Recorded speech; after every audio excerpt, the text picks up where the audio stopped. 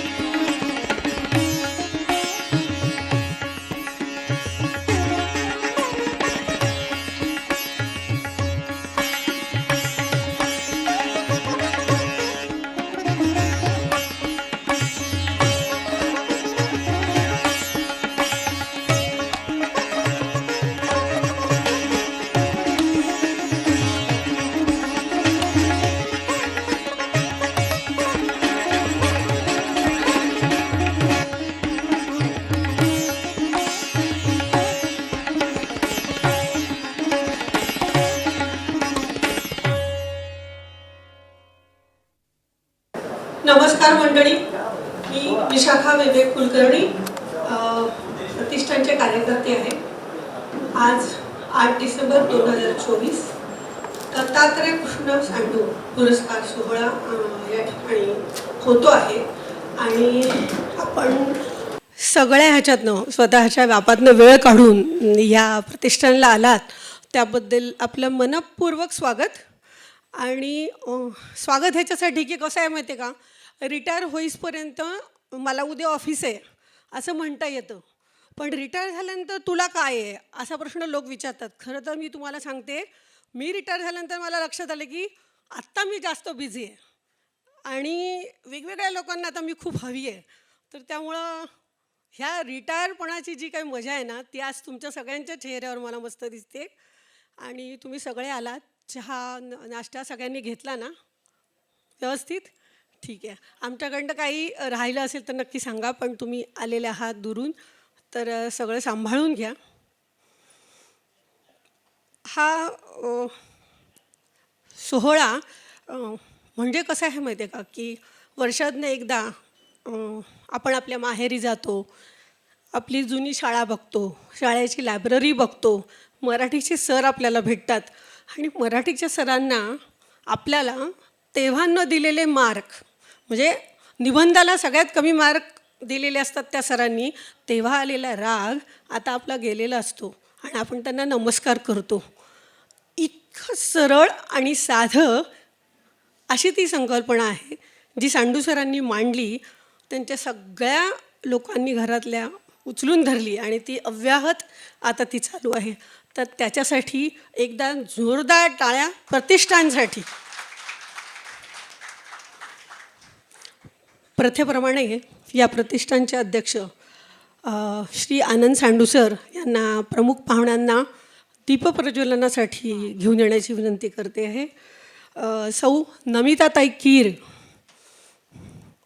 आमच्या कोकण मराठी साहित्य परिषदेतली ताई असं मी त्यांना म्हणते, कारण की त्या कधी कोणाला रागवत नाहीत, फक्त समजून सांगतात.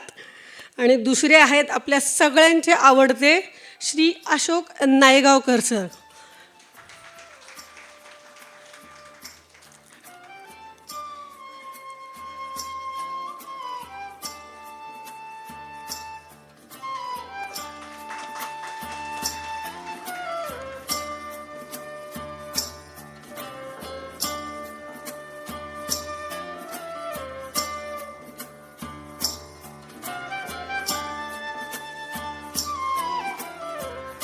त्यांना मी व्यासपीठावर आमंत्रित करते.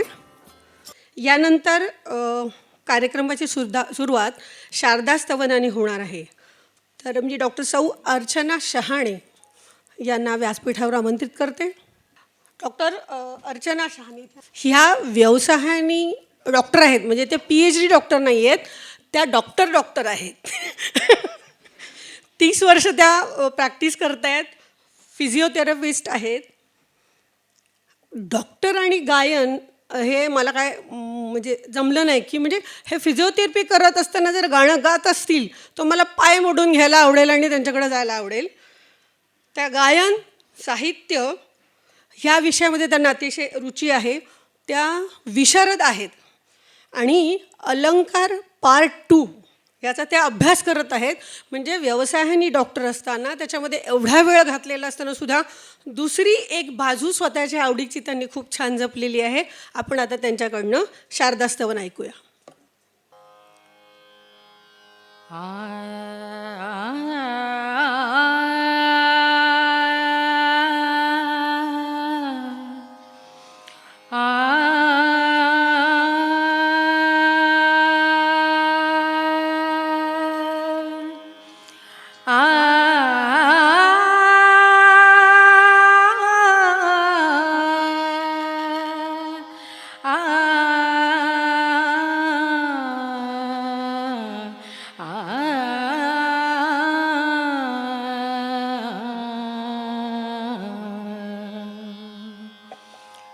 हे शारदे जय शारदे, हे शारदे जय शारदे, ज्ञानमय हो जगत अवघे ज्ञानमय हो, जगत अवघे एक हे वरदान दे हे शारदे, जय शारदे हे शारदे, जय शारदे. शुभ्रहिमसम गौरवर्णी शशिकलांची तू विभा, मयूरवाहन मधुरवीणा धारिणी अससी शुभा. सकल विद्यान् कलांची, सकल विद्यान् कलांची संपदा आम्हास दे हे शारदे, जय शारदे हे शारदे, जय शारदे. नष्ट हो खलवृत्ती अवघी, नांदू दे निर्वैरता. ज्ञात हो निज धर्म सकला, वृत्तिराहो परहिता. विश्वसारे करू सुमंगल, विश्वसारे करू सुमंगल. एक इच्छा मात्र दे हे शारदे, जय शारदे. ज्ञानमय हो जगत अवघे, ज्ञानमय हो जगत अवघे एक हे वरदान दे हे शारदे, जय शारदे हे शारदे, जय शारदे, जय शारदे, जय शारदे.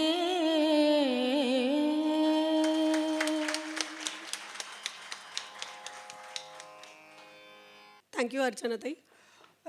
अतिशय सुंदर आणि मन प्रसन्न करणारं असं यशस्तवन्यांनी सादर केलेलं आहे.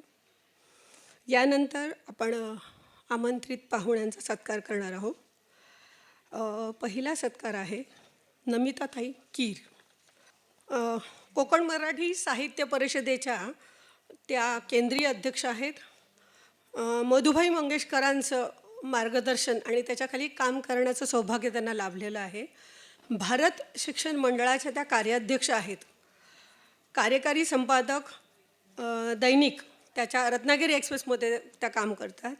त्रैमासिक झापुर्जाच्या त्या संपादक आहेत. राज्य मराठी विश्वकोश मंडळावर त्यांची सन्माननीय सदस्य म्हणून निवड झालेली आहे. त्या तिथे काम करत आहेत. माऊली प्रतिष्ठान जे मराठी भाषेसाठी काम करतं त्याच्या त्या कार्याध्यक्ष आहेत. आणि त्या संस्था विशेषतः महिला आणि ज्येष्ठ नागरिकांसाठी त्या कार्यरत आहेत. त्यामुळं नमिताताईंचा बराचसा वेळ त्याच्यामध्ये जातो. साहित्य सेवामध्ये त्यांचं असं आहे की काळीज खोप नावाचा काव्यसंग्रह प्रसिद्ध झालेला आहे. निवडक झापुर्जा, गझल गाथा आणि अनेक वैचारिक लेख आपण वेगवेगळ्या माध्यमातून वाचलेले आहेत. वृत्तपत्रात पण त्या लेखन करतात. टी व्हीवरच्या मुलाखती त्या घेत असतात आणि परिसंवाद वगैरे पण घेत असतात. त्यांची आणखीन एक मला आवडलेली घटना म्हणजे कुठलंही वलय घेऊन एवढं सगळं असताना या बाई कधीच कुठे जात नाहीत. तर त्या नमिताताईच असतात आणि आपल्याला स्टेजवरनं खाली उतरल्यानंतर सांगतात, अगं आज तू ती कविता वाचलीस ना, ती मला फार आवडली. मला सांगा, एवढ्या मोठ्या माणसाला माझ्या छोट्या माणसासाठी कविता छान वाटली हे सांगायला कसं ही माणसं कौतुक करतात. जोरदार टाळ्या नमिताताई कीरांसाठी. त्यांचा सत्कार करणार आहेत सौ पद्मिनी सांडू. सांडू सरांच्या ह्या सुनबाई आहेत आणि प्रतिष्ठानच्या कार्यकर्त्या आहेत.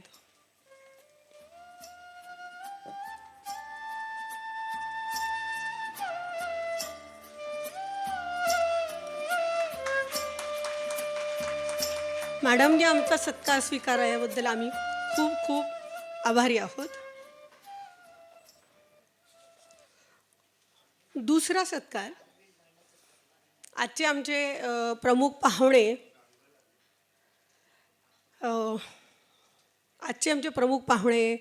ह्या पुस्तकांच्या जडणघडणीत सांडू सरांबरोबर असलेले आणि लंडनहून पुस्तकाची प्रस्तावना लिहिणारे श्री अशोक नायगावकर सर.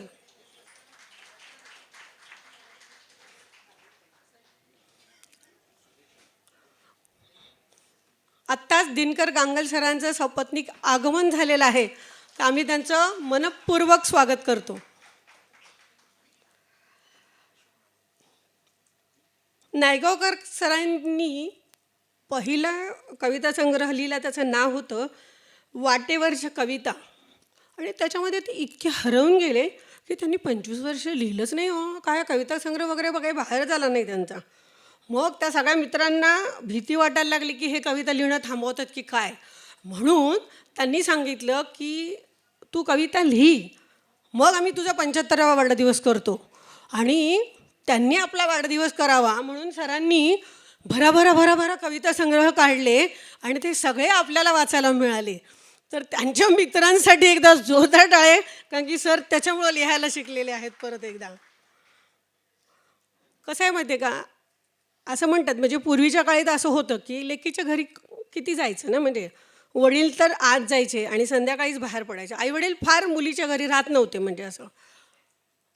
पण नायगावकर सरांचं कसं माहिती आहे का, एक तर ते जात नाहीत आणि गेले की 4 महिने येत नाहीत. लेकीकडे 4 महिने झालेले जाणाऱ्या ह्या बाबांना माझा एकदम शतशः प्रणाम आहे की त्या मुलींना किती बरं वाटत असेल ना बाबा आपले. पण ते तसं काय वागत नाहीत तिकडे गेल्यानंतर. लंडनला सुद्धा त्यांच्या बॅगेच्या तळाशी एक झब्बा एक कुर्ता त्यांनी ठेवलेलाच असतो आणि बाकीचे लंडनवाले कपडे घालतात ते. आणि तिकडे गेल्यानंतर ते येणार असं त्यांच्या मुलीने कोणाला सांगितलं की असे रांगे त्यांचे प्रोग्राम सुरू होतात आणि मग ते भरपूर प्रोग्राम करतात.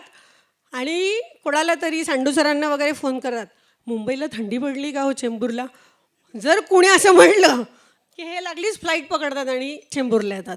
आणि बऱ्याच वेळा 8 डिसेंबरच असतो आणि मग ते असे धावत पळत येऊन स्टेजवर बसतात. आत्ता पण ते तसेच आलेले आहेत ट्रेनमधनं उतरून. म्हणजे असं ते चेंबूर आणि लंडनचं जे कनेक्शन आहे ना, ते काहीतरी वेगळंच आहे.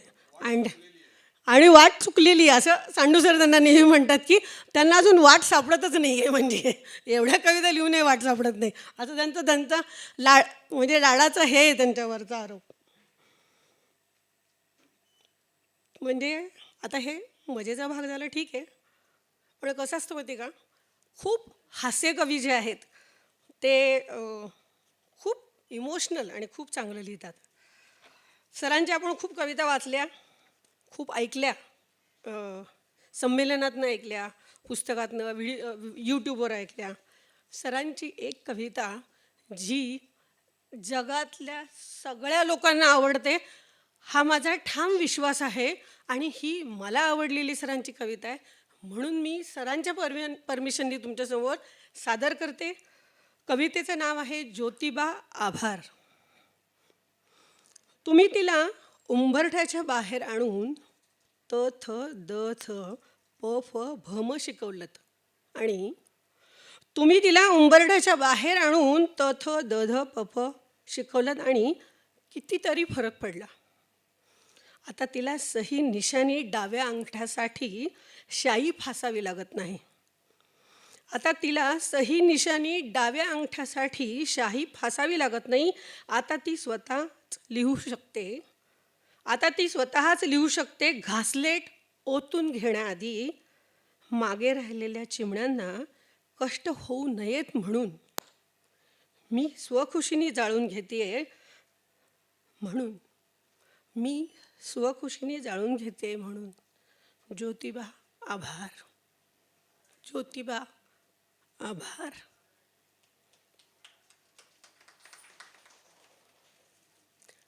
वास्तव नाही बदललंय, वास्तव नाही बदललंय.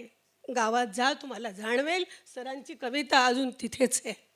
मुंबई पुण्यामध्ये कदाचित स्वातंत्र्याचा वार असेल, पण तिकडे नाही हो. आपल्या मायबहिणी अजून इथेच ज्योतिबांच्या ह्याच्यात उभ्या आहेत. त्यांच्यासाठी काहीतरी करता यावं. परमेश्वरांनी आपल्याला जन्म दिला आहे, तर त्यांच्यासाठी काहीतरी करता यावं म्हणून सरांनी ही कविता लिहिली आहे. तर सगळ्यांना विनंती, ज्यांना ज्यांना जे जे करता येईल ते ते नक्की करा. धन्यवाद. अशोक नायगावकरांचा सत्कार अस्मिता प्रकाशन, रविराज प्रकाशनचे श्री रवी बेहरे यांना मी विनंती करते की त्यांनी सरांचा सत्कार करायचा आहे. बेहरे सरांची दुसरी ओळख की ते सांडू सरांचे व्याही आहेत. पद्मिनीताईंचे ते बाबा आहेत. या पारिवारिक सोहळ्यामध्ये ते नेहमीच असतात.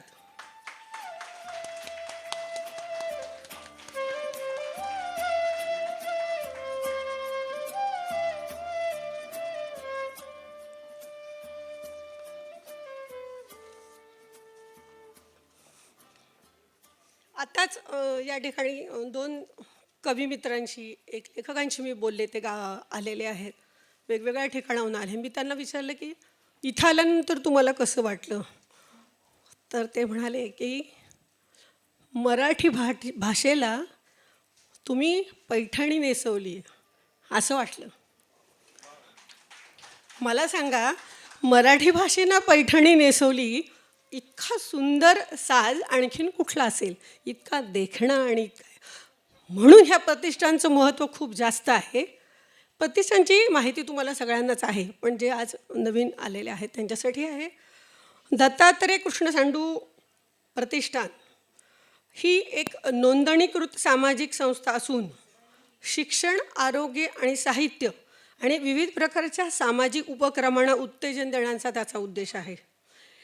19व्या शतकाच्या उत्तरार्धात एक दूरदर्शी महत्त्वाकांक्षी तरुण खूपशी स्वप्न उलाशी बाळगून मुंबईत आला. अंगभूत हुशारी, वळणदार अक्षर आणि त्यामुळे मुंबई हायकोर्टात त्याला नोकरी लागली. वडिलांकडून आयुर्वेदाचं बाळकडू मिळालेलंच होतं. शिवाय मूळ अभ्यास व उद्योगी वृत्ती असल्याने अनेक जुन्या ग्रंथांचा त्यांनी इथे आल्यानंतर अभ्यास केला. सतत प्रयोग करून अनेक औषधं, पौष्टिक पाक, आसवे, काढे तयार केले. हळूहळू भावंडांची मदत घेत दत्तात्रय कृष्ण सांडू ब्रदर्स या आयुर्वेदिक कारखान्याची मुहूर्तमेढ रोवली गेली. आज त्यांची तिसरी पिढी आहे. तो व्यवसाय चालू आहेच, पण त्यांच्या नंतरच्या पिढ्यांनी वेगवेगळ्या उद्योगधंद्यात त्याची प्रगती केलेली आहे. त्यांच्या स्मृतीला आदरांजली वाहण्यासाठी 2009मध्ये ह्याची स्थापना झाली. शैक्षणिक, सामाजिक, साहित्यिक, सांस्कृतिक उपक्रमांना प्रोत्साहन देण्यासाठी त्यांनी हे काम केलेलं आहे. चेंबूरमधील अनेक शाळेतील हुशार विद्यार्थ्यांना पारितोषिकं, उच्च शिक्षणाला आर्थिक मदत, सकस आहार योजनेत सहभाग या प्रतिष्ठानचा असतो. कॅन्सर पीडितांना आणि अन्य रुग्णांना आर्थिक मदत ते प्रतिष्ठान करतं. गेल्या 8 वर्षात प्रतिष्ठानच्या अनेक उपक्रमांनी जवळजवळ 500 शालेय विद्यालयांना मदत केली गेलेली आहे. सांस्कृतिक क्षेत्रातही व्यवसायाच्या पलीकडे जाऊन उत्तुंग कार्य करणाऱ्या आदर्श व्यक्तींचा परिचय व्हावा म्हणून सांडू सर त्यांच्या मुलाखती घेत असतात. मराठी साहित्य निर्मितीला प्रोत्साहन देण्यासाठी ह्या प्रतिष्ठानची या कार्यक्रमाची निर्मिती झाली. पूर्ण महाराष्ट्रातले कवी, लेखक, वाचक, परीक्षक मंडळी या ठिकाणी येत असतात. उत्कृष्ट कथासंग्रह, बालवाङ्मय, कादंबरी, कविता संग्रह आणि संकीर्ण साहित्य ह्या सगळ्यांना या ठिकाणी पुरस्कार दिले जातात. आणि सगळ्यात मजेची गोष्ट की सर CA म्हणजे सांडू सर CA त्यांच्या ऑफिसमध्ये खूप कार्यक्रमांसाठी मी जाते. ते कधीही मला पूर्ण पेपर देत नाहीत हो. म्हणजे माझी ही तक्रार नाही आहे. हा पूर्ण पेपर ते मला म्हणजे असं पूर्ण पेपर ना ते हे शेवटच्या दिवशी देतात मला. पहिल्यांदा ते एवढ्या चिठ्ठ्या देतात. मला कळत नाही चिठ्ठ्यांचं काय आहे म्हणजे असं. पण ते कुठेतरी चालताना हे करत असताना वगैरे त्यांना काय वाटलं ते लिहून ठेवतात. ते लिहून ठेव. कागद पूर्ण वापरायचा नाही, म्हणजे तो खालचा वाया जातो ना. ते CA आहेत ना, सारखं त्यांना असं साचवायचं असतं, आर्थिक गुंतवणूक हे ते सगळं. त्यामुळे ते कागद पण साचवतात, असं करतात ते. मोठे मोठे कागद अजिबात देत नाहीत. आणि पूर्ण कार्यक्रम तयार झाल्यानंतर मग मला एक प्रिंटआउट, हां हे तुझं प्रिंटआउट आहे, आता तू हे करायचं, असं असतं. तर असं असताना म्हणजे मला कागदाचं हे न देताना आत्ता हे जे कवी लेखक आहेत ते प्रत्येकजण 2-2 प्रती इकडे पाठवतात सरांकडे. आणि आमचे परीक्षक लोक त्याच्यावर काम करतात. मग कोणाला बक्षीस द्यायचं वगैरे ते ठरवलं जातं. पण त्या 2 प्रती सरांच्या ऑफिसमध्येच असतात ना तिकडे. तर त्या कोणाला द्यायच्या? तर ते काय करतात मग ते कणकवली, अलिबाग, चेंबूर महिला समाज अशा ठिकाणच्या लोक, म्हणजे आम्हाला सांगितलेलं असतं ते की तुम्ही जाल तिथे लोकांना विनामूल्य पुस्तक योजना ती त्यांची आहे. त्याच्याविषयी अजिबात एक पैशाचाही हेतू नाही आहे. फक्त त्याच्यावर प्रतिष्ठानचा स्टॅम्प असतो.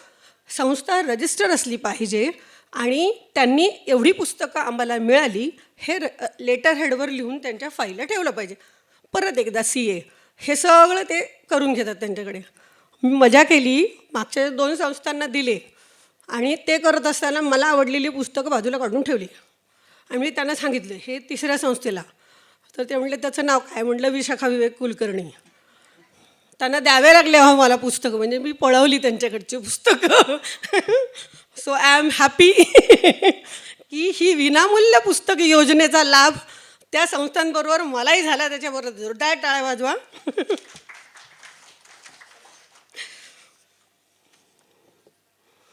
आता आपण ज्याच्यासाठी जमलेलो आहोत तो आनंदाचा क्षण, पुरस्कार वितरण सोहळा.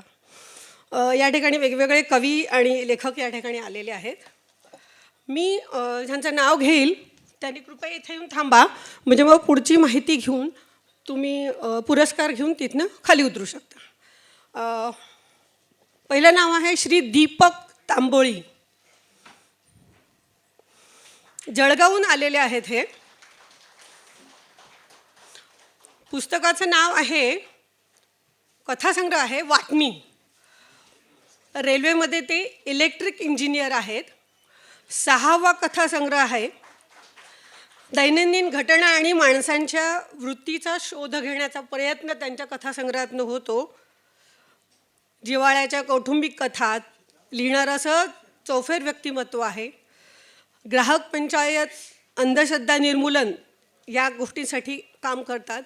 आणि मजेशीर गोष्ट म्हणजे त्यांना ट्रेकिंगची खूप आवड आहे. महाराष्ट्रातल्या सगळ्या किल्ले गड किल्ल्यांवर ते नेहमी जात असतात. दीपक तांबोळी, वाटणी, जळगाव.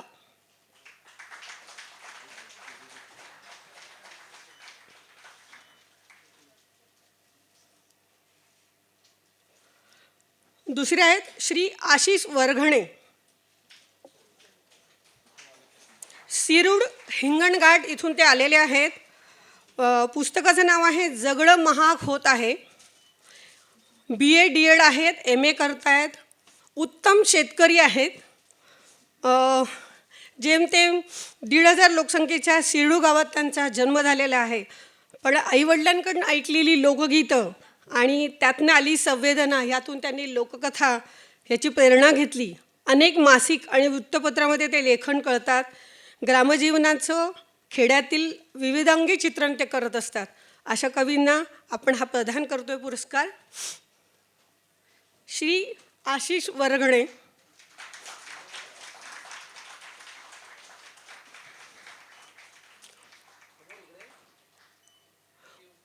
खूप खूप अभिनंदन सर.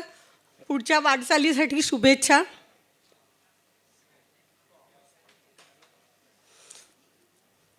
नंतरचं नाव आहे श्री सुरेश पाचकवडे. अकोल्याहून आलेले आहेत. पुस्तकाचं नाव आहे देहाक्षर. जीवनातले खरे कोठे सुखदुःखांच्या अनुभवांचं चित्रण त्यांनी केलेलं आहे. ह्याच्यातनं अनेक कवडसे त्यांनी दाखवलेले आहे. माणसांमधली सहनशीलता, विकृती, भटकंती आणि आत्मविश्वास याच्या भावनांचा तरंग त्यांच्या कथेमध्ये दिसतो.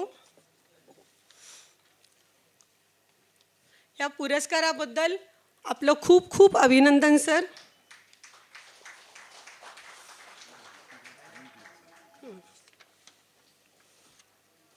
नंतरचा विभाग आहे कविता संग्रह.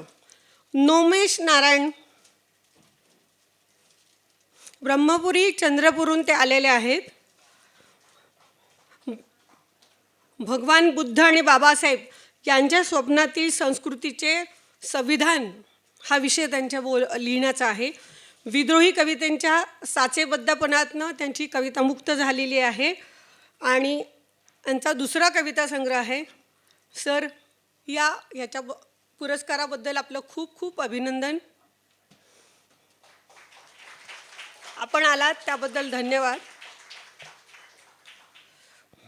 नंतरचं नाव श्री ललित अधाने, संभाजीनगरहून आलेले आहेत.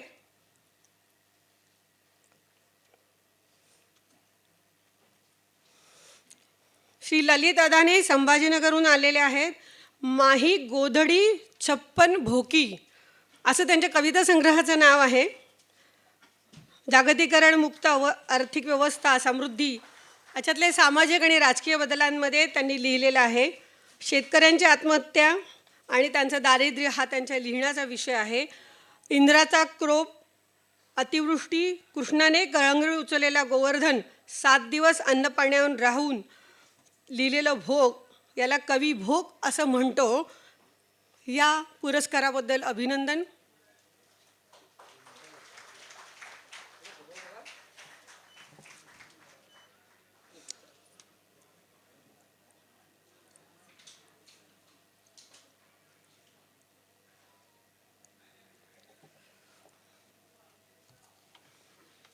नंतर आहेत श्री शशी बारी, संभाजीनगरहून आलेले आहेत.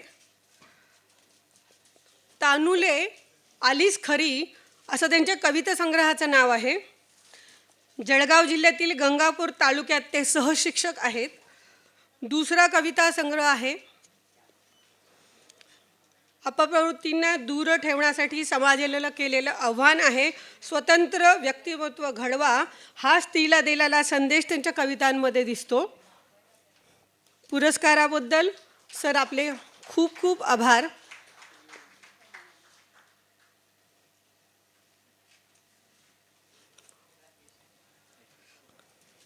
यानंतर आहेत श्री चंद्रशेखर भुयार, वाशिमवरून आलेले सर. पुस्तकाचं नाव आहे समाधी, वाशिम. ते बँकेत ऑफिसर आहेत. आकडेमोडीतसुद्धा गझला लिहिणारे हे सर आहेत आणि चार्टर्ड अकाउंटंटच्या बाजूला आत्ता ते उभे आहेत. तरी इतक्या सुंदर तरल कविता ते लिहित असतात. आणि समाधी हे पुस्तक आहे, पण ते अजून नोकरी करतात, त्यामुळे ते तसं काही त्यांना करण्याची संधी नाही आत्ता.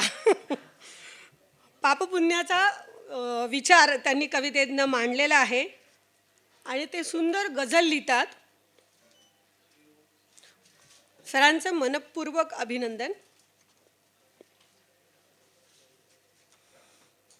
यानंतर बालसाहित्यातली उल्लेखनीय पुरस्कार श्री विशाल तायडे,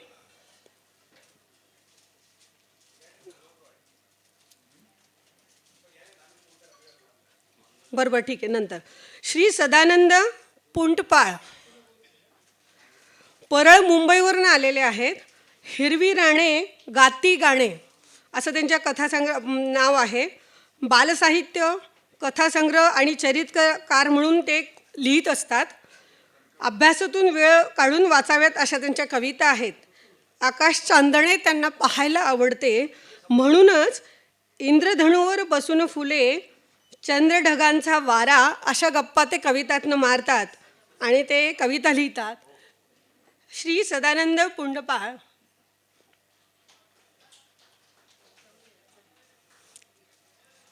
यानंतरचे कवी आहेत श्री प्रमोद कोयंडे, कणकावलीहून आलेले आहेत. पुस्तकाचं नाव खूप मजेशीर आहे. रस्सा उडाला भूर, आम्हाला चिमणी उडाली भूर एवढं माहिती होतं, पण हे काय आहे ते जरा वाचलंच पाहिजे आता सगळ्यांनी. लहानपणी आपण खूप गोष्टी ऐकत असतो, त्याच्यातनंच ते मन घडतं. ती खूप संवाद वाचून ती मुलं त्यांच्या कवितांच्या प्रेमात पडतात. आणि ह्यांचं पुढचं असं आणखीन एक आहे की लहान मुलीला गोष्टी सांगताना त्याच गोष्टींच्या प्रेमात ते स्वतः पडतात. म्हणून त्यांना हे रस्सा उडाला भूर हे नाव सापडलेलं आहे.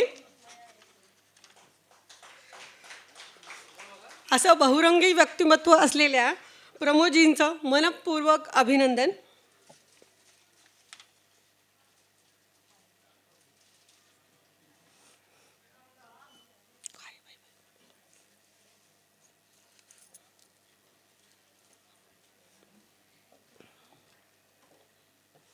यानंतर जी पुरस्कार आहे कादंबरी. पहिला पुरस्कार श्री बबन शिंदे, कळमनुरी हिंगोलीहून ते आलेले आहेत. ज्ञानदीप लावू जगी असं त्यांच्या पुस्तकाचं नाव आहे. MA BEd आहेत.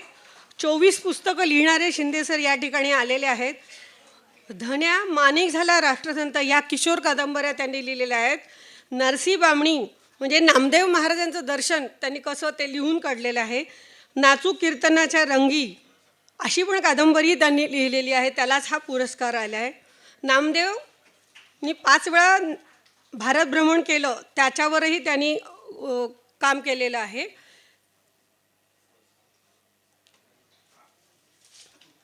शिंदे सरांचं खूप खूप आभार. Sir 2 minute. एक कथालेखिका आहे अनिता जाधव, त्यांचाही पुरस्कार त्यांना द्यायचा आहे. अच्छा.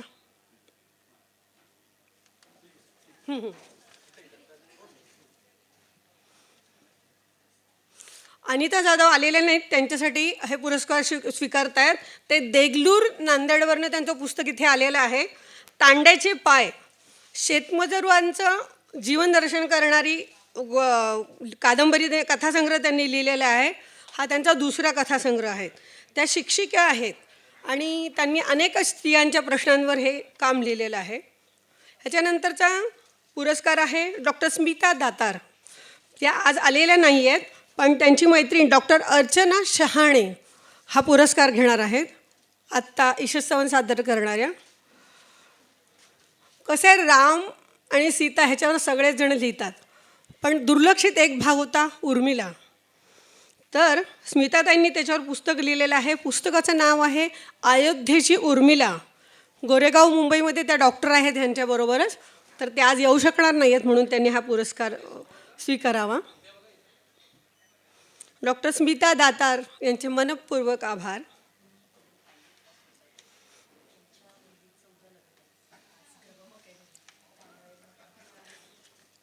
यानंतर संकीर्ण. हां, अच्छा. बालसाहित्यामध्येच एक राहिले होते. श्री विशाल तायडे संभाजीनगरहून आलेले आहेत. सईचे पंख MA MAd आणि PhD असं त्यांचं शिक्षण आहे. बालसाहित्यात ते खूप लंबतात आणि सई नावाची त्यांची एक मानसकन्या आहे, त्या सईवरच ते सगळं लिहितात. म्हणजे पंख लावून ती आकाशात उडते, सगळ्यांशी मैत्री करते. ते इंग्रजी भाषेत सुद्धा लिहितात. त्यामुळं खूपशा मानसकन्या वेगवेगळ्या कार्यक्रमातनं त्यांनी मिळवलेल्या आहेत. अशा खूप सई यांना मिळाव्यात. त्यांचं खूप खूप अभिनंदन.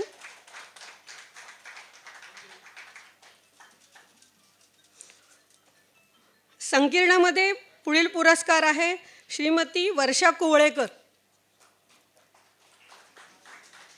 अलिबागवरनं आलेल्या आहेत. सावळ्या विठ्ठलाच्या देशात असं त्यांच्या पुस्तकाचं नाव आहे. आफ्रिकेतील केनिया देशात मुलाची नोकरी, अनोळखी देश, संस्कृती आणि माणसं ह्याच्यात दरिद्री, निरक्षर आणि रानटी असंस्कृत असं समाजाला धक्का देणारं कथन होतं. रोजनिशी पद्धतीने त्यांनी अतिशय भावपूर्ण असं लिखाण केलेलं आहे. वाचताना त्याचा अनुभव आपल्याला येईल.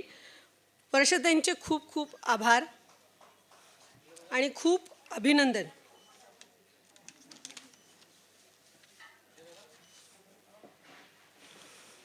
यानंतरचे श्री प्रवीण कारखानीस अंबरनाथवरून ते आलेले आहेत. पुस्तकाचं नाव आहे जे जे आपणाशी ठावे. संपर्काची साधनं नसताना सुद्धा त्यांनी अनेक देशांमध्ये भ्रमंती केलेली आहे. खूप देश पाहिलेला हा माणूस आहे. 27 लेखांचा समूह म्हणजे हे पुस्तक आहे. भारतातील ज्यू समाज, पारसी समाज यामध्ये सुद्धा त्यांचं योगदान आहे. आणि जागतिक सौंदर्य स्पर्धेत मराठी मुलींसाठी काय करता येईल, किती वेगळा विषय आहे ना तो. सरांनी लिहिलेला आहे त्याच्यामधनं. मला खूप आवडलं सरांशी हे बोलताना. सरांचे मनपूर्वक आभार. या पुरस्काराबद्दल आपलं खूप खूप अभिनंदन सर. असेच लिहिते राहा, आमच्याकडे येत राहा.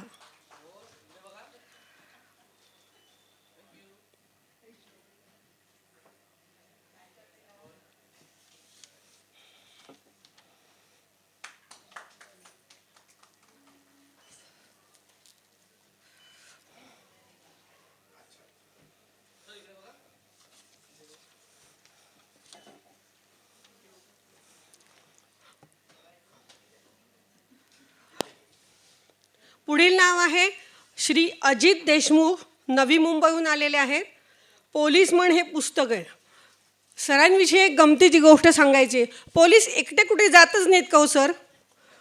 आम्ही ह्यांना फक्त एकट्यांना बोलवलं होतं की फार तर फार सपत्नीक. त्यांनी 4 इन्स्पेक्टर पाठीमागे आणलेत. बरोबर, म्हणजे मला सिक्युरिटी वाटतं येतो उभं राहिल्यानंतर, पण भीती पण वाटायला लागली आहे तुमची.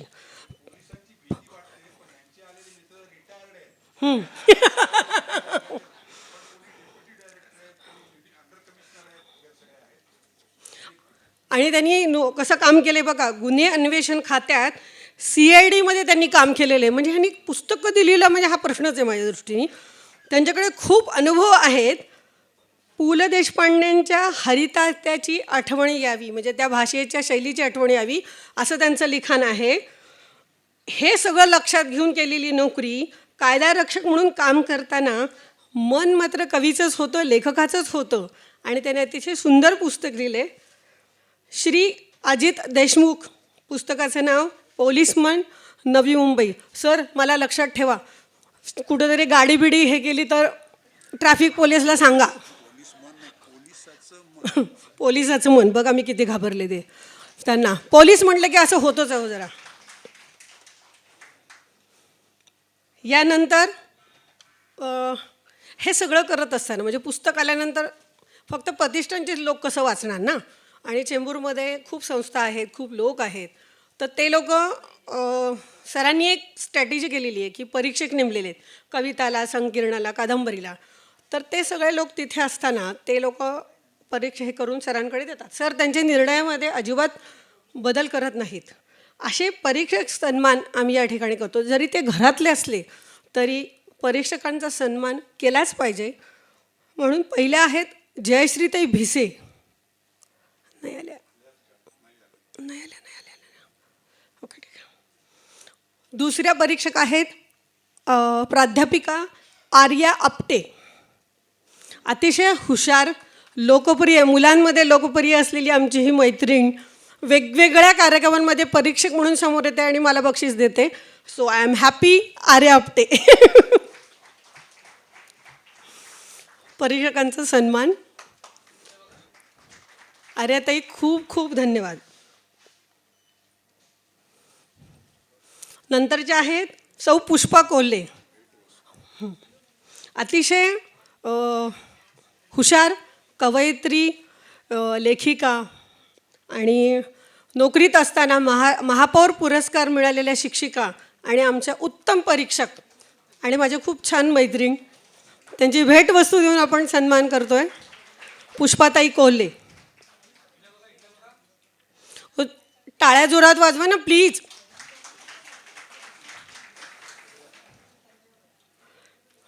नंतरच्या आहेत नीलाताई करकरे.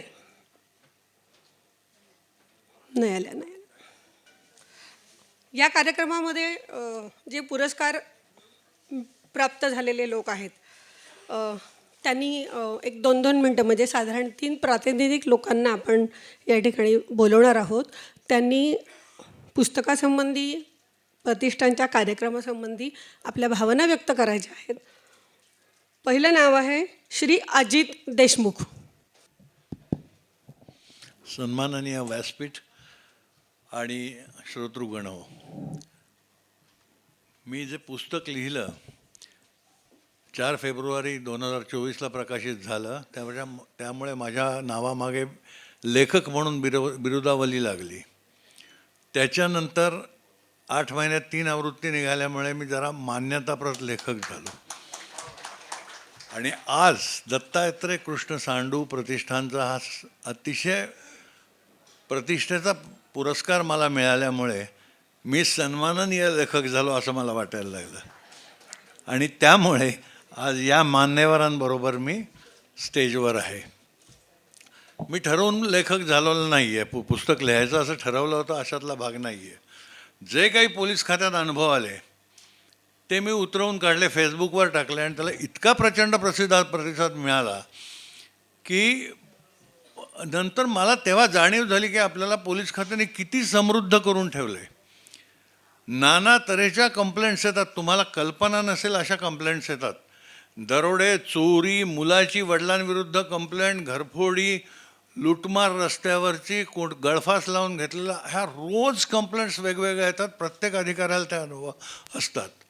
तुम्हाला म्हणजे हसू येईल, पण ती बाब किती गंभीर आहे बघा.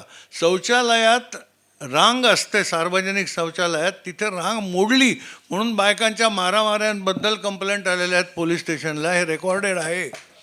पण हा प्रश्न किती गंभीर आहे कल्पना करा ह्याच्यावरनं. अशा एक वेडी जाते, तिच्या मागे भर उन्हामध्ये वेडी चालते, तिला काही भान नाही आहे. मागोमाग 3 वर्षाचं मूल त्या आईच्या मागे धावतं आहे, रस्ता तापलेला आहे, अनवाणी मूल. पोलीस स्टेशनला फोन येतो, आपण जाऊन आणतो, मुलाला बालसुधार गृहात पाठवून देतो. त्या वेडीला ताब्यात घेतो 13 ल्युनसी ॲक्ट खाली कायद्याप्रमाणे. हे मुलाची सोय होते, पण त्याला आणि आईला एकमेकांची सय येईल त्याचं काय. पोलीस ऑफिसर आतून हलत असतो. एक प्रत्येक घटनेला, प्रत्येक गुन्ह्याला, ज्याचे इन्सिडेंट रिपोर्ट आम्ही लिहितो, जेव्हा क्राईम रिपोर्ट लिहितो तेव्हा त्याच्या मागे जे वास्तव असतं, त्यावेळेची परिस्थिती असते, प्रत्येक वेळेला वेगळा अनुभव असतो. आणि म्हणून मी तुम्हाला अभिमानाने सांगेन की पोलीस खात्याच्या नोकरीमध्ये जेवढा माणूस समृद्ध होतो, समाजाची जी अंग पाहायला मिळतात ती दुसऱ्या कुठच्याही खात्यामध्ये, कुठच्याही नोकरीमध्ये मिळणं शक्य नाही. माणूस पूर्ण समाधानी, पूर्ण परिपक्व आपोआप होतो. मला आईवडिलांनी लहानपणापासून वाचनाचे संस्कार केले, आप्तस्वकीयांनी प्रोत्साहन दिलं. आणि वाचनाची आवड असल्यानंतर दुसरे म्हणजे लोक, माझं असं नेहमी सांगणं असतं मित्रांना पण की माझे जे लहान कनिष्ठ मित्र आहेत ती मुलांना वाचनाची आवड लावा, पुस्तकं द्या. मला भावंड, मम्मी सगळ्यात लहान भावंडांच्यात, मला माझे मोठे भाऊ पुस्तक वाचलं की ते मुद्दाम पाठवत असत आणि पाठपुरावा करत असत की वाचलंस की नाही तो हे पुस्तक वगैरे वगैरे. वडिलांचा तर कटाक्ष असायचाच. याच्यामुळे मी हे लिहू शकतो. माझे गुरुजन अत्यंत उत्तम होते शाळेतले, आणि घरामध्ये पुस्तकं विकत घेऊन वाचायची आमच्याकडे पहिल्यापासून सवय असल्यामुळे घरामध्ये भरपूर पुस्तकं, कुठेही कधी वानवा नसते वेळ घालवण्यासाठी मला. त्यामुळे निसर्गाची खूप मैत्री केली, आयुष्यात खूप समाधान मिळालं. आज तर मला दत्तात्रय कृष्ण सांडू प्रतिष्ठानाने, आनंद सांडू साहेबांनी मला एवढा सन्मान दिला, त्याच्याबद्दल सर्वांचं ऋण व्यक्त करून मी माझे 4 शब्द संपवतो. धन्यवाद.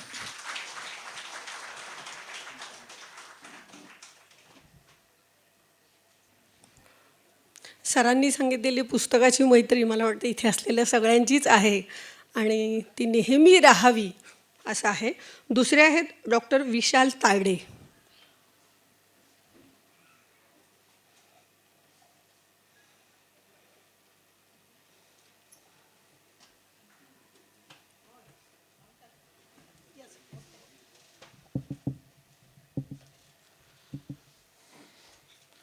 आजच्या या कार्यक्रमासाठी मंचावर उपस्थित सर्व मान्यवर आणि आपण सर्व उपस्थित सर्व मान्यवर,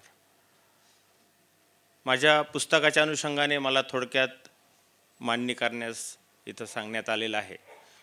माझ्या साहित्य लेखनाची सुरुवात मी खरं तर अनुवादापासून केलेली आहे. इंग्रजी साहित्याचा मी अभ्यासक असल्याने मला मराठी आणि इंग्रजी असं दोन्हीमध्येही लिहिता येऊ शकतं अशी माझी एक समज असल्यामुळे मी तो प्रयत्न करून पाहिला. आणि काही नोबेल लॉरेट्स, उदाहरणार्थ JM कोएत्जे असतील किंवा ओरहान पामुक असतील, यांचं साहित्य मराठीत आणावं या दृष्टीने मी प्रयत्न केले आणि त्यांच्या काही कादंबऱ्या मी साकेत प्रकाशन औरंगाबादच्या वतीने प्रकाशित केलेल्या होत्या. त्यानंतर मला वाटलं की आपण बालकांसाठी प्रयत्न करूया, लिहून पाहूया. काही गोष्टी मी लिहिल्या आणि त्या बालकांना वाचून दाखवल्या किंवा त्यांना वाचायला दिल्या. बालकांचं फार छान असतं, त्यांना आवडलं तर आवडलं म्हणतात, नाही आवडलं तर नाही आवडलं म्हणतात. मोठ्यांसारखं नसतं. मोठ्यांना नाही आवडलं तरी ते तोंडावर म्हणतात फार छान लिहिता तुम्ही. म्हणजे एका अर्थाने त्या साहित्यिकाचं तिथं खऱ्या अर्थानं ते पतनच असतं बरं का. जेव्हा त्याला सांगितलं जातं तोंडावर की तो फार छान लिहितो, तेव्हा मग तो तसंच लिहित राहतो, जे खरं मुळतः ते वाईट असतं. पण बालकांचं तसं नसतं. ते अगदी स्पष्टपणे सांगतात की हे आम्हाला नाही आवडलं किंवा त्यांच्या चेहऱ्यावरूनही ते भाव आपल्याला स्पष्ट कळत असतात. जेव्हा मी साहित्य बालकांसाठी लिहायला लागलो तेव्हा मला लक्षात आलं की हे मुलांना आवडतं आहे आणि या साहित्य प्रकारात मलाही गती आहे हे मला जाणवायला. हे साहित्यिकाला जाणणं खूप आवश्यक असतं साहेब. मला वाटतं की मला काय येतं हे मला कळालं पाहिजे आधी.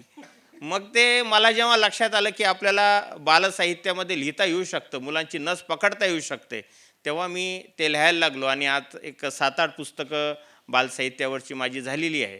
त्याला राज्य पुरस्कारही मिळाला. पर्टिक्युलरली या पुरस्काराचा आज इथे या मंचावर गौरव होत आहे ते सईचे पंख ही माझी मुलगी आहे. तिला मी समोर ठेवून लिहिलं. साधारणतः वयाच्या 5व्या वर्षापासून 8-9व्या वयापर्यंत, म्हणजे साधारणतः राष्ट्रीय शैक्षणिक धोरणानुसार 9व्या, ज्याला पूर्वतयारीचा स्तर असं म्हटलेलं आहे, या स्तरामध्ये तिची जी वाटचाल झालेली आहे. तर तो सगळा मी जे अनुभवत होतो, बघत होतो, तर तिच्या वयामध्ये, तिच्या भावनांमध्ये, तिच्या अनुभवांमध्ये कसे बदल येत आहेत हे मी टिपत एक एक गोष्ट लिहित गेलो आणि ते तिलाच वाचून दाखवली. तर ते माझ्या लक्षात आलं की हे तिला आवडते. मग तिच्या मैत्रिणींना वाचून दाखवली आणि ते करत असताना माझ्या लक्षात आलं की हे चांगल्या गोष्टी जमत आहेत आणि मग त्यातून मी त्या गोष्टी लिहित गेलो आणि मग त्याला काही अद्भुत रम्यतेचा टच मिळावा या दृष्टीने त्या सईला पंखही जोडले आणि मग त्याच्यातून सईचे पंख नावाची एक गोष्ट तयार झाली. तिला बऱ्यापैकी बालकांनी स्वीकारलं. म्हणजे मला हे फार आवश्यक वाटतं की बालसाहित्यामध्ये लिहिताना बालकांनी हे स्वीकारलं पाहिजे. मला हे जास्त आवश्यक वाटतं कारण अलीकडे बालसाहित्य लिहिताना या बालसाहित्यकांच्या बालपणाच्या आठवणी म्हणजे बालसाहित्य असं त्याचं स्वरूप बऱ्याचदा होत असतं. तसं न होता आजच्या बालकांचं, म्हणजे ज्यांच्यासाठी मी लिहितोय त्यांच्या भावभावना या त्याच्यामध्ये आल्या पाहिजे. या दृष्टीने जर साहित्य लिहिलं गेलं तर ते अधिक प्रभावी ठरेल असं मला वाटतं आणि त्या दृष्टीने मग मी या गोष्टी लिहित गेलो आणि त्या बालकांना आवडत गेल्या. म्हणजे कथाकथन करतानाही त्या सांगण्याचा प्रसंग आला, पुस्तकाच्या रूपानेही किंवा दिवाळी अंकातून, मासिकातूनही त्या मुलांसमोर आल्यानंतर त्या त्यांना आवडल्या आणि मला वाटतं या मंचाने त्याचा गौरव केला तर माझ्या सईच्या पंखांना अधिक भरारी मिळाली असं मला या ठिकाणी नमूद करावं असं वाटतं. इथं आपण आम्हाला बोलवलं, सन्मान केलात त्याबद्दल आपले मनपूर्वक ऋण व्यक्त करतो आणि थांबतो. धन्यवाद. तायडे, तुमच्या याची आम्ही नोंद घेतलेली आहे. पुढल्या वेळेपासून बालसाहित्याचे परीक्षक बालकच असतील. त्यांनी हो म्हटलं तर आम्ही त्यांनाच फक्त बक्षीस देऊ. फार चांगला निर्णय असेल या खरं तर. Yes sir, thank you.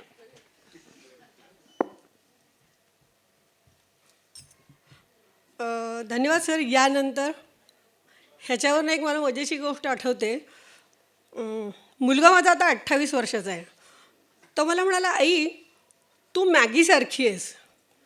मला कळलं नाही हे मॅगीसारखं काय आहे. तो मला म्हणाला, बघ ना, लहानपणी नुसतीच मॅगी होती, ती पिवळ्या रंगाचं पाकिट असायचं, त्याच्यात 2 मसाले वगैरे असायचे. नंतर ती असं चायनीज असं तसं, आणि आता ती तडका दिलेली म्हणजे तिखट अशी झालेली. म्हटलं म्हणजे आई म्हणून मी तिखट झाली. म्हटलं असं नाही, म्हणजे असा बदल तुझ्यामध्ये घडत गेला. तू कशी पूर्वी आमच्याशी एकदम सॉफ्ट बोलायची, आता तसं नाही आहे. म्हणजे असं तू सगळं सांगते आम्हाला की हे चुकलं, हे बरोबर आहे. म्हणजे त्या नूडल्समध्ये कसे बदल झाले तसे तुझ्यात झालेले बदल आहे. तसं ते म्हणाले की कवितेचे परीक्षक तेच असले पाहिजेत. आपला मुलगा आपल्याला काय म्हणतो ह्याच्यावर आपलं व्यक्तिमत्व ठरतं. जगातली लोक तोंडावर खोटं बोलतात हे मला माहिती आहे. त्यामुळं माझा मुलगा म्हणलेलं हे मला पक्क पटलं की आपण नूडल्ससारखे आहोत. म्हणजे आपण बदलतोय पण चटकदारपणा किंवा ठामपणा वयाबरोबर वाढत चाललेलं आहे. धन्यवाद. पुढचे आहेत श्री प्रमोद कोयंडे सर. नमस्कार. व्यासपीठावरील सर्व मान्यवर, म्हणजे ज्यांच्या कविता आम्ही लाईव्ह जर ऐकायला मिळाल्या तर आम्ही कुठेही जात असू, असे Naigaonkar sir, Namita Keer madam, Sandu sir, सर्वांना धन्यवाद.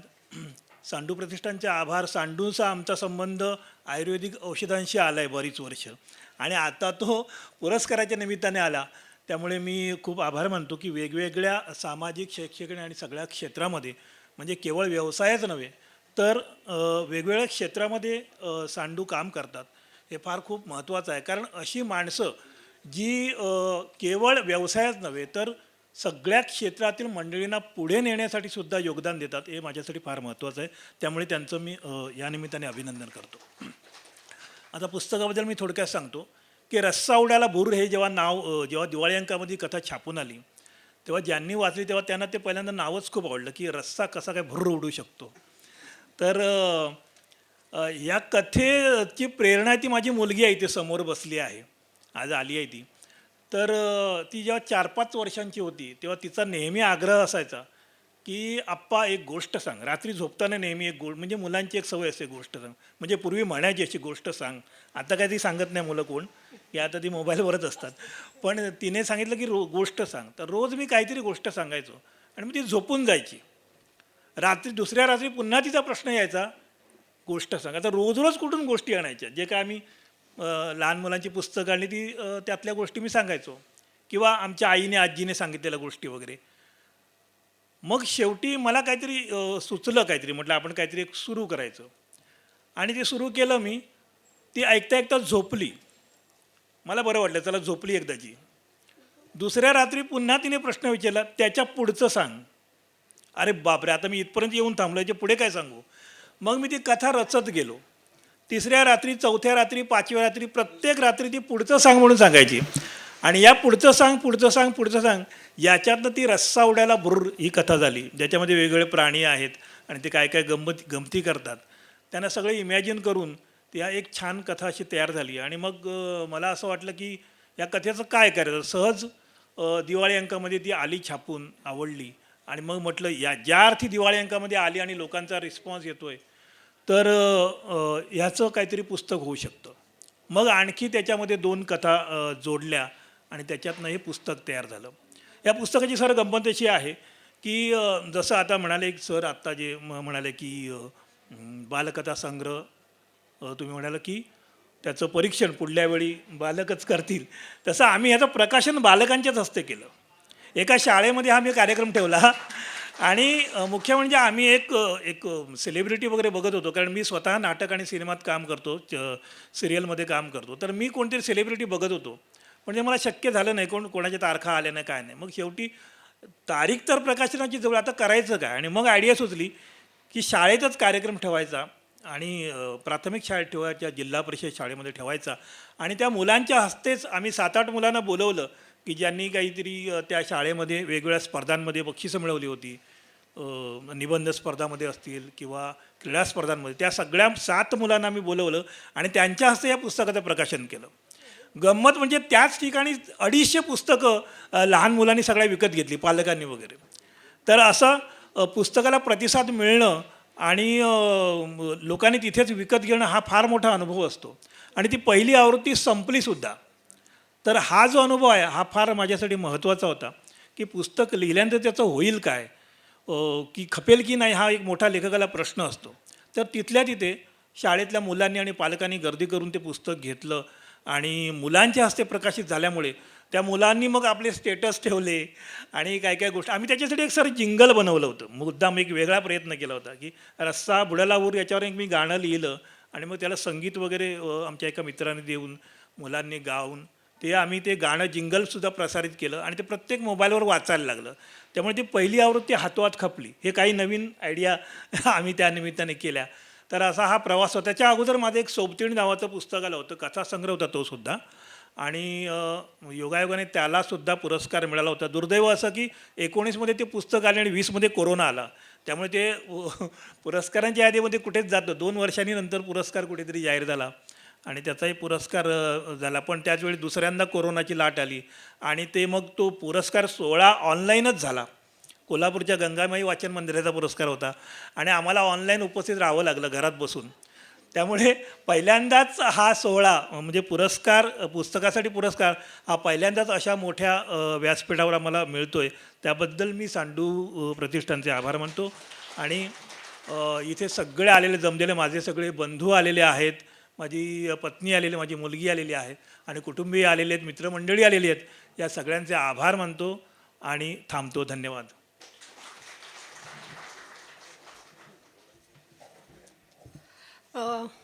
अजून 2च बोलणारे लोक आहेत. फक्त मी सांगते की थोडा वेळ 2-3 मिनिटातच आपल्या भावना व्यक्त करा, कारण की आपल्याला पुस्तक प्रकाशन करायचं आहे. यानंतर आहेत श्री चंद्रशेखर भुयार सर.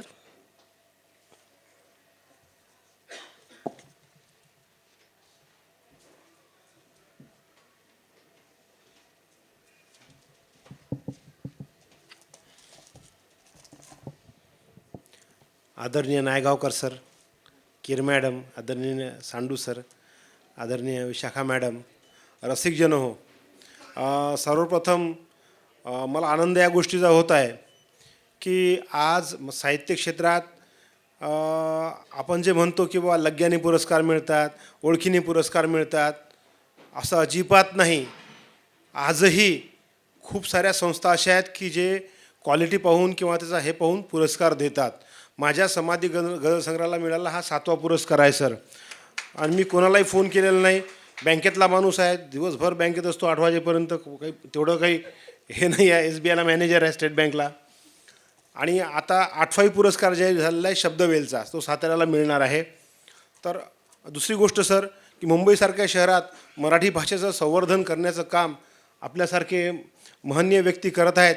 यात आम्हा विदर्भवासियांना म्हणजे आमच्या याचा खूप आनंद आहे की चला मुंबईत मराठी आहे, वृद्धिंगत होत आहे. आदरणीय सर आहेत, गांगल सर आहेत.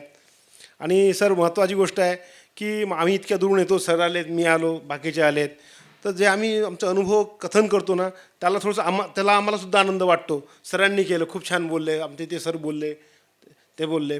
आता मी काय बोलणार याच्याऐवजी मी तुम्हाला 2-3 शेर एक गझलच ऐकून दाखवतो की यामध्ये 121 गझल आहेत. एकही मात्रा गझल नाही, सगळे वृत्तात आहेत. एक 2-3 शेर आणि एक गझल की औषध किती फवारू, औषध किती फवारू बोकाळल्या अळीवर, औषध किती फवारू बोकाळल्या अळीवर, निभवून साल नेऊ चतकोर भाकरीवर, घे तू पिसून पत्ते, घे तू पिसून पत्ते, यक्के तुलाच घे तू, घे तू पिसून पत्ते, यक्के तुलाच घे तू, जिंकून डाव आता घेईन मी दुरीवर. मी खोल खोल इतका, तुमचे कान पाहिजेत मित्र हो, की मी खोल खोल इतका जाऊन बैसलो की, मी खोल खोल इतका जाऊन बैसलो की, मी घेतली समाधी गालातल्या खडीवर. मित्र हो, आणि खरंच खूप आनंदी आहे मी आज. म्हणजे आनंद म्हणजे असा आहे की मला वाटलं नव्हतं हो की ऐकत होतो की पुरस्कार असा आहे, ओळख पाहिजे, हे पाहिजे, लग्गे पाहिजे, अमुक पाहिजे, तमुक पाहिजे, पण खरंच आनंद वाटला सर की कोणाला फोन नाही, काही नाही, काही नाही, आपलं आपण जे लिहिलं त्याचं सार्थक झालं याचा खूप मोठा आनंद आहे. आणि प्रत्येकाने सर माझी ज्याही काही संस्था आहे तिथं कोणी बसले असतील संस्थेचे की पुस्तकं वाचून द्या, पुस्तकं वाचा आणि वाचून पुरस्कार द्या. असं ओळखीनं पुरस्कार देऊ नका. जे कोणी इथं बसलेले असतील त्याच्या काही संस्था असतील त्यांना माझं सांगणं आहे. मित्रो, पुन्हा एक 2-4 शेर व्यक्त करतो की सोयरा नव्हता कुणीही या नव्या शहरात माझा, सोयरा नव्हता कुणीही या नव्या शहरात माझा, चालण्याला घेतला मग हात मी हातात माझा, आपले म्हटले जयाला, आपले म्हटले जयाला तोच मग परका निघाला, आपले म्हटले जयाला तोच मग परका निघाला, ठेवूनी विश्वास त्यावर मीच केला घात माझा, कोरड्या झाडावरी ते, कोरड्या झाडावरी ते पाखरू येऊन बसले. गागल सर, कोरड्या झाडावरी ते पाखरू येऊन बसले, बघ कसा बहरून आला वेल वैशाखात माझा. थांबलेल्या त्या नदीने, मिश्रा बघा मित्रो, मिश्रा म्हणजे ओळ. थांबलेल्या त्या नदीने पाजले पाणी असे की, सर, थांबलेल्या त्या नदीने पाजले पाणी असे की, जीव गेला मग तिच्या त्या लाघवी डोहात माझा. वारुणीला प्राशिल्यावर तरतरी येते अशी की, वारुणीला प्राशिल्यावर तरतरी येते अशी की, दूर होतो खोकलाही कफ पित्त अनुवात माझा. मानसे कॉन्क्रीट झाली मी इथे राहू कशाला. मानसे कॉन्क्रीट झाली मी इथे राहू कशाला. बांधला मी एक खोपा दूरच्या रानात माझा. भटकलो मी दारदारी भेटला नाहीच कोणी. भटकलो मी दारदारी भेटला नाहीच कोणी. भेटला मग एक पुतळा भग्न ह्या चौकात माझा. कोश झाली नोकरी आणि जिंदगी झाली किड्यागत. असं वाटतं केव्हा केव्हा व्हीआरएस घेतो आणि केव्हा केव्हा पूर्ण वेळ कामाला लागतो. कोश झाली नोकरी आणि जिंदगी झाली किड्यागत. कोंडला आहे किती बघ जीव ह्या चक्रात माझा. शेवटचा शेर आहे. वेळ ती येईल तेव्हा व्यापुनी टाकीन सारे. लावूनी आहे समाधी सूर्य अंधारात माझा. धन्यवाद सर.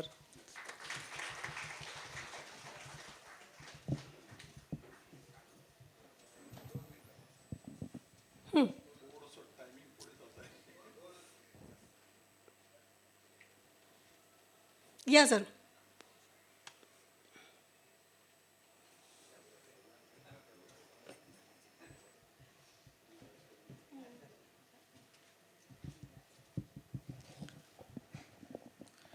सर्वप्रथम मनोगत व्यक्त करण्याची संधी उपलब्ध करून दिली त्याबद्दल संयोजकांचे या ठिकाणी आभार मानतो.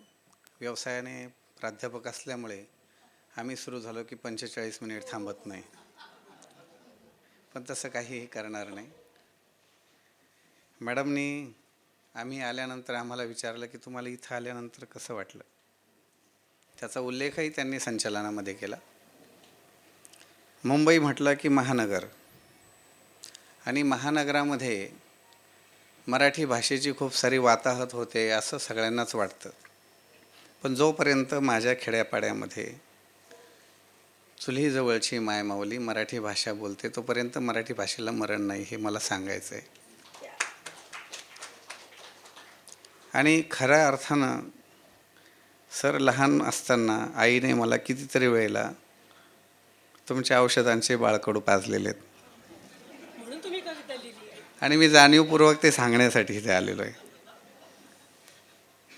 कितीतरी औषधं असे आहेत की जे सांडूंचे आपण सर्वांनीच घेतलेले आहेत, आणि आजही तेवढंच नाव तुमच्या या सगळ्या उत्पादनाचं आहे, आणि तेवढंच या पुरस्काराचं सुद्धा नाव आहे. कारण की मला तर कल्पनाच नव्हती. म्हणजे हा माझा कविता संग्रहाला 14वा पुरस्कार आहे, आणि कुठल्याही पुरस्कारासाठी मी फोन केला नाही गांगल सर. बाळासाहेब घोंगडेंनी संग्रह काढला, आणि संग्रह काढला म्हणजे मला आनंद या गोष्टीचा वाटतो की ज्यांच्यासोबत मी शिकत असताना कविता वाचली आई महोत्सवामध्ये. बीडला सुरेश नवले हे आमदार असताना त्यांनी आई महोत्सव आयोजित केलेला होता, आणि फमू यांनी लाडका विद्यार्थी म्हणून मला सोबत घेऊन गेले आणि म्हटले 2 कविता म्हट. प्रशांत मोरे आणि मी दोघांनी कविता म्हटल्या होत्या. त्यांच्या हस्ते हा पुरस्कार मिळाला. खरोखर हा माझ्या कवितेचा सन्मान आहे. आणि जेव्हा मी आकस्मित हा एक धक्का लागलेला आहे की अलीकडं काय होतं की पुरस्कार मिळतो ती व्यक्ती आणि पुरस्कार देणारी व्यक्ती यांचं खूप सारं संभाषण आधी झालेलं असतं. पण हे आगळं वेगळं घोषणा जी आहे ती घोषणा मला सांडू प्रतिष्ठानच्या माध्यमातून दिसली. की त्यांनी ईमेल केले आम्हाला आणि ईमेल असे केले की तुम्ही तुमचे डिटेल्स आम्हाला अकाउंट डिटेल्स पाठवा. म्हणजे हेही पहिल्यांदा मी पाहिलं आहे की अकाउंटवरती आधी RTGS करणारी ही संस्था आहे.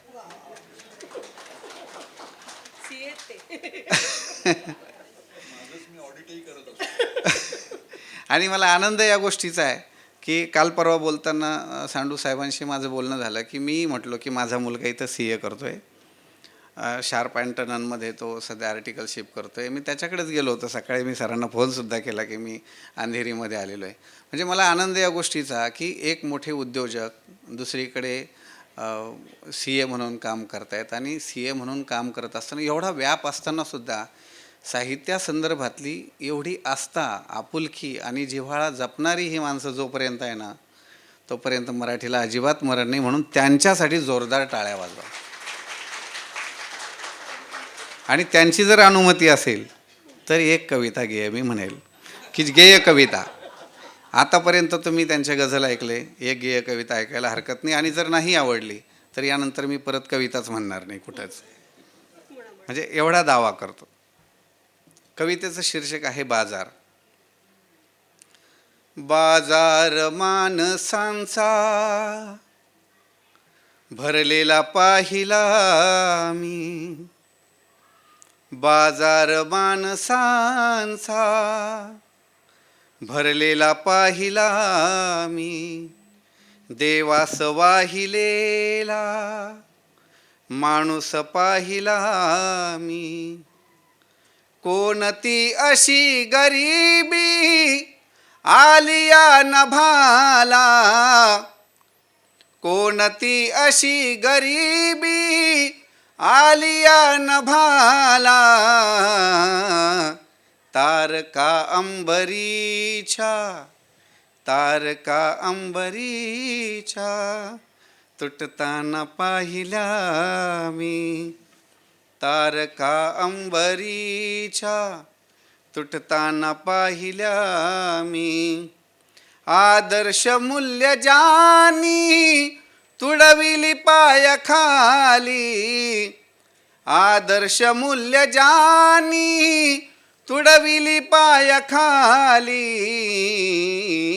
सत्कार तयांचे, सत्कार तयांचे होताना पाहिले मी, सत्कार तयांचे होताना पाहिले मी. आणि जे जे मागतात त्यांच्या वाट्याला काय येतं हे शेतकरी आंदोलनात तुम्ही पाहिलेलं आहे. मागण्यास काही गेलो राजमहाली, मागण्यास काही गेलो राजमहाली.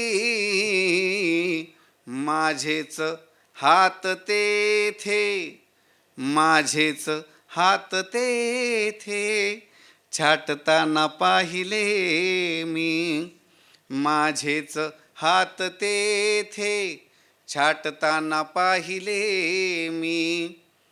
स्वातंत्र्य मिळे परंतु मेंदूत पुरी गुलामी, स्वातंत्र्य मिळे परंतु मेंदूत पुरी गुलामी.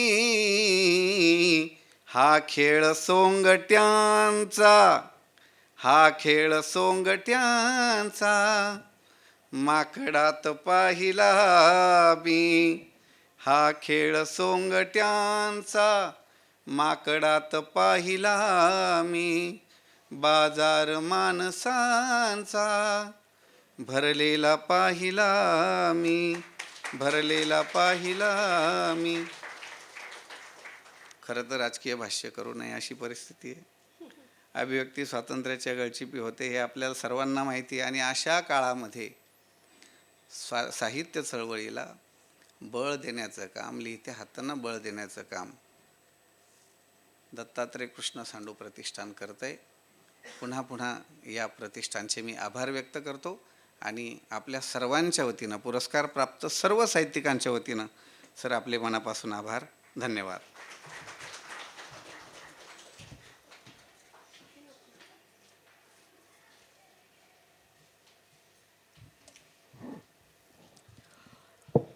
धन्यवाद सर. एक गोष्ट तुमच्या सगळ्यांच्या लक्षात आली असेल की इथे जे लोक येऊन बोलत होते स्वतःच्या पुस्तकाबद्दल ह्याच्याबद्दल, तर प्रत्येक वडिलांची इन्स्पिरेशन किंवा प्रेरणा त्यांची मुलगी होती. खूप कवींनी मुलीच्या लहानपणापासून कविता लिहिलेल्या आहेत आणि तिथूनच ते लिहिते झाले, त्याचे काव्यसंग्रह झाले. मला सांगा, एवढी प्रेरणा देणारी मुलगी महाराष्ट्रात प्रत्येक घरात जन्माला यायला हवी. ती जन्मण्याआधी मरायला नको. मुलगा येऊ दे तुमच्या घरात, पण मुलगी तुमच्या घरात जन्माला आलीच पाहिजे, कारण की ती तुमची प्रेरणा आहे. आणि अशा प्रेरणेसाठी एकदा जोरदार टाळ्या. धन्यवाद या सगळ्या लोकांचे की त्यांनी त्यांचे अनुभव या ठिकाणी शेअर केलेले. आजकालचे बाबा, पूर्वीचे बाबा कौतुक वगैरे करत नव्हते, आजकालचे बाबा कौतुक करतायत. आणि ह्या कौतुक करणाऱ्या सगळ्या बाबांना माझा खूप खूप नमस्कार, की अशाच मुली तुमचे इन्स्पिरेशन राहू देत आणि तुम्ही छान छान पुस्तकं लिहा, इथे येऊ देत ती पुस्तकं.